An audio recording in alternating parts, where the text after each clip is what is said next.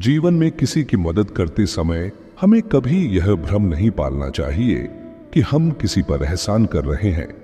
हो सकता है कि हम अपने पिछले जन्म का कोई आरण चुका रहे हों।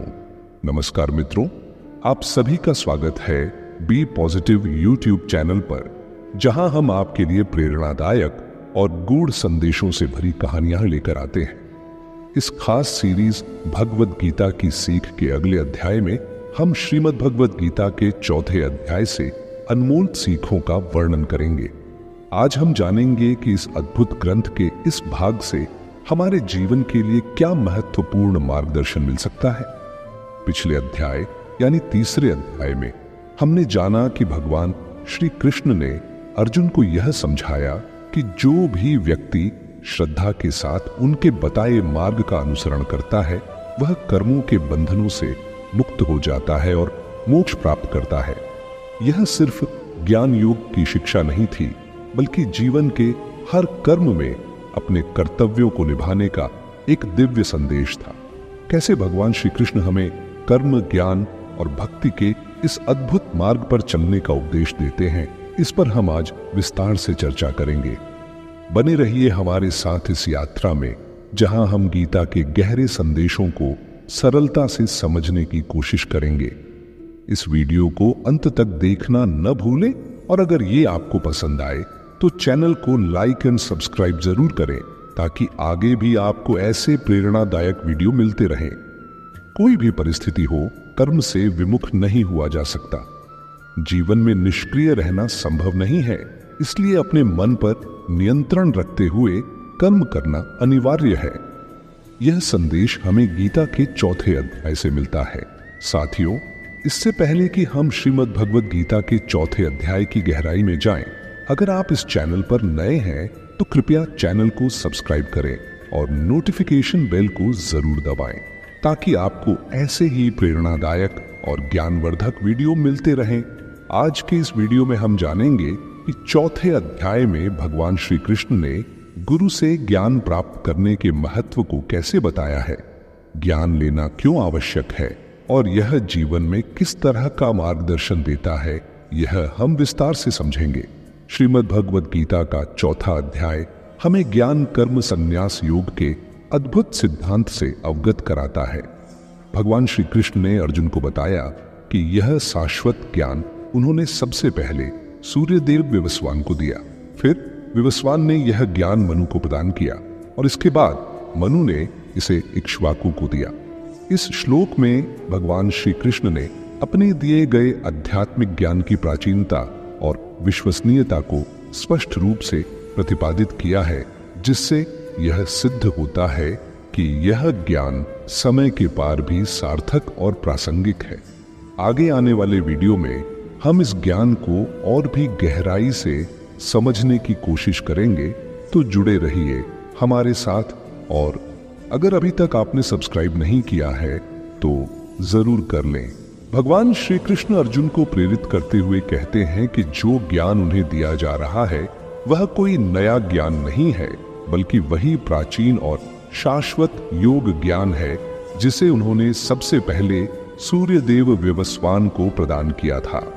फिर सूर्यदेव ने इस ज्ञान को प्रथम मानव मनु को दिया और मनु ने इसे अपने उत्तराधिकारियों को। लेकिन इस लौकिक संसार की प्रकृति ऐसी है कि समय के साथ यह दिव्य ज्ञान विलुप्त हो गया। आज मैं अपने प्रिय मित्र और भक्त के रूप में तुम्हारे समक्ष वही गूढ़ और प्राचीन ज्ञान पुनः प्रकट कर रहा हूं। भगवान श्री कृष्ण की यह बात सुनकर अर्जुन के मन में संशय उत्पन्न होता है।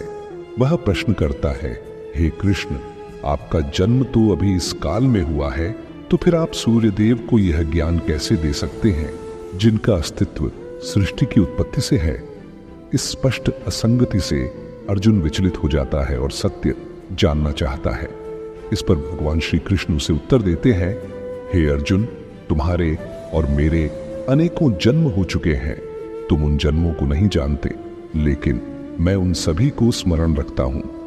श्री कृष्ण स्पष्ट करते हैं कि यद्यपि वह अर्जुन के समक्ष एक मनुष्य के रूप में खड़े हैं, परंतु उनकी तुलना मात्र एक साधारण मानव से नहीं की जा सकती।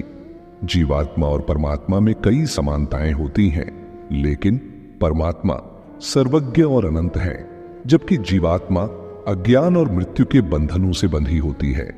इस ज्ञान के माध्यम से भगवान श्री कृष्ण अर्जुन को यह समझाते हैं कि उनकी दिव्यता और उनका अस्तित्व समय और जन्म की सीमाओं से परे है। उनके इस दिव्य रूप को समझना ही सच्चे ज्ञान की प्राप्ति है। भगवान श्री कृष्ण हमें बताते हैं कि जैसे सत, सच्चाई और चित, चेतना दोनों का अस्तित्व होता है, वैसे ही आत्मा और परमात्मा में भी अंतर है। भगवान सर्वव्यापक हैं, वे संपूर्ण ब्रह्मांड में व्याप्त हैं, जबकि आत्मा केवल मनुष्य के शरीर तक सीमित रहती है। भगवान सर्वशक्तिमान है, लेकिन आत्मा में भगवान की कृपा के बिना माया से मुक्त होने की शक्ति नहीं होती। भगवान सृष्टि के सभी नियमों के नियंत्रण करता है, जबकि आत्मा उन्हीं के अधीन रहती है। श्री कृष्ण कहते हैं कि यद्यपि जीवात्मा के पास ज्ञान सीमित होता है, भगवान सर्वज्ञ हैं और हर स्थिति को जानते हैं। भगवान श्री कृष्ण आत्मा और परमात्मा के भेद को समझाते हुए कहते हैं, जब जब पृथ्वी पर धर्म का पतन होता है और अधर्म का वृद्धि होती है, तब मैं इस धरा पर अवतार लेता हूं। धर्म वह कर्तव्य है जो हमारे आध्यात्मिक उत्थान और उन्नति में सहायक होता है, जबकि धर्म के विपरीत आचरण अधर्म कहलाता है। सृष्टि के इस चक्र में जब भी अधर्म अपने चरम पर पहुंचता है, भगवान अवतरित होते हैं ताकि वे धर्म की पुनर्स्थापना कर सकें। जब पृथ्वी पर अधर्म प्रबल हो जाता है, तब सृष्टि के कर्ता स्वयं प्रकट होकर अधर्म का विनाश करते हैं और धर्म की पुनर्स्थापना करते हैं। भगवान के इस प्रकट होने को अवतार कहा जाता है। भगवान श्री कृष्ण बताते हैं कि उनके अवतार के 3 प्रमुख उद्देश्य होते हैं: अधर्म का नाश, भक्तों का उद्धार और धर्म की पुनर्स्थापना। वे कहते हैं कि जिस प्रकार कोई भक्त मुझसे सच्चा प्रेम करता है, उसी प्रकार मैं भी अपने भक्तों से प्रेम करता हूं। जो भाव से लोग मेरी शरण में आते हैं, मैं उसी भाव से उनकी सहायता करता हूं। श्री कृष्ण बताते हैं कि मनुष्यों के गुणों और कर्मों के आधार पर मैंने 4 वर्णों की रचना की है। यद्यपि मैं इस व्यवस्था का रचयिता हूं, लेकिन मुझे अकर्ता और अविनाशी मानो। मैंने संसार की रचना की है, परंतु मैं इस संसार के कर्मों में लिप्त नहीं हूं। इसी प्रकार मनुष्य को भी कर्म करते समय यह नहीं सोचना चाहिए कि वह खुद कुछ कर रहा है।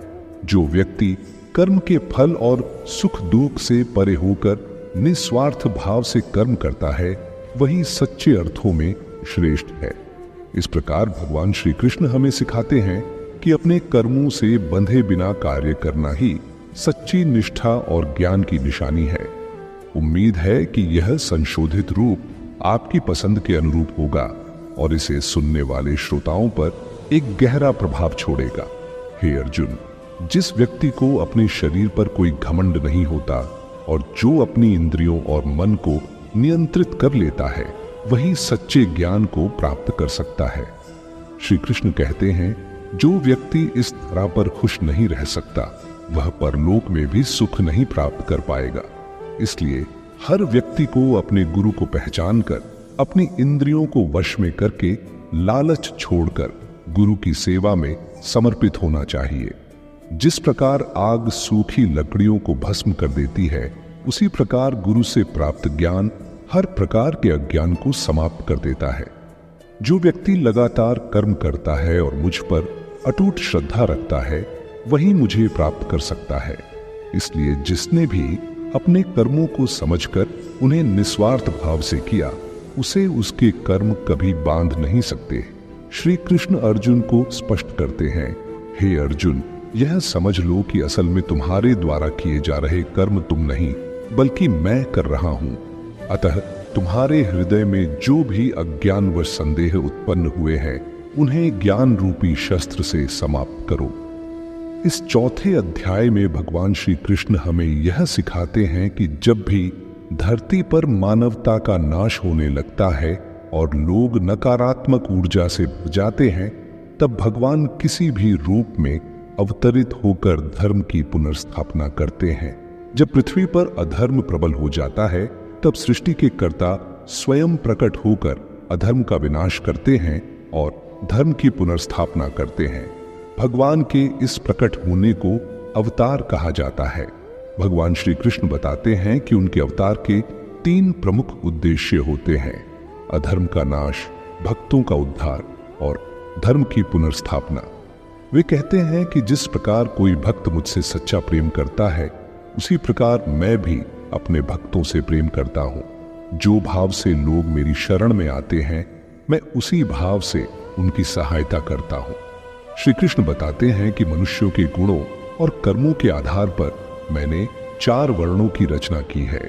यद्यपि मैं इस व्यवस्था का रचयिता हूं, लेकिन मुझे अकर्ता और अविनाशी मानो।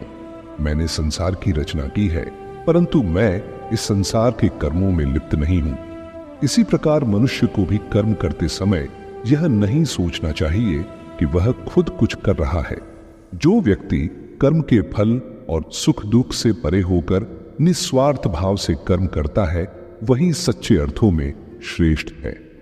इस प्रकार भगवान श्री कृष्ण हमें सिखाते हैं कि अपने कर्मों से बंधे बिना कार्य करना ही सच्ची निष्ठा और ज्ञान की निशानी है।